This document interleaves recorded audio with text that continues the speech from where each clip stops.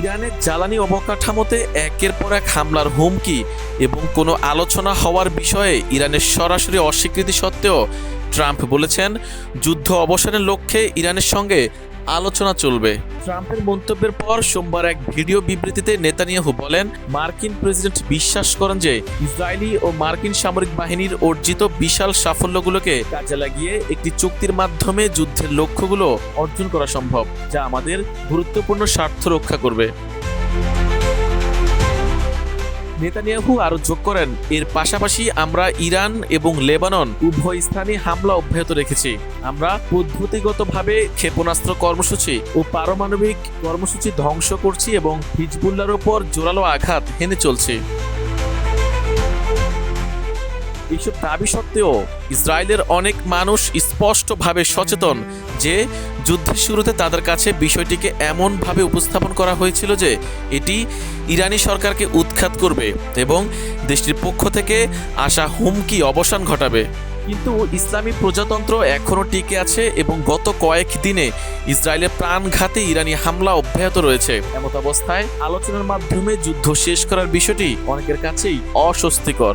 সাবেক ইসরায়েলের রাষ্ট্রদূত অ্যালন পিনকাস বলেছেন, নেতানিয়াহুর আপত্তি সত্ত্বেও ট্রাম্প যদি আলোচনার জন্য চাপ দিয়ে থাকেন, তবে এটি একটি সংকেত হতে পারে যে মার্কিন প্রেসিডেন্ট বুঝতে পেরেছেন বিজয় কতটা দ্রুত ও জোরালো হবে এবং শাসন ব্যবস্থা পরিবর্তন কতটা কার্যকর সে বিষয়ে নেতানিয়াহু তাকে ধোঁকা দিয়ে থাকতে পারেন।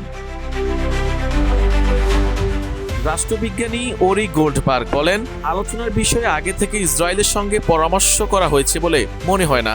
এটি মূলত নেতানিয়াহুর সেই প্রচেষ্টার একটি কঠোর প্রত্যাখ্যান যেখানে তিনি যুক্তরাষ্ট্রকে এই যুদ্ধে আরও গভীরভাবে জড়ানোর চেষ্টা করেছিলেন।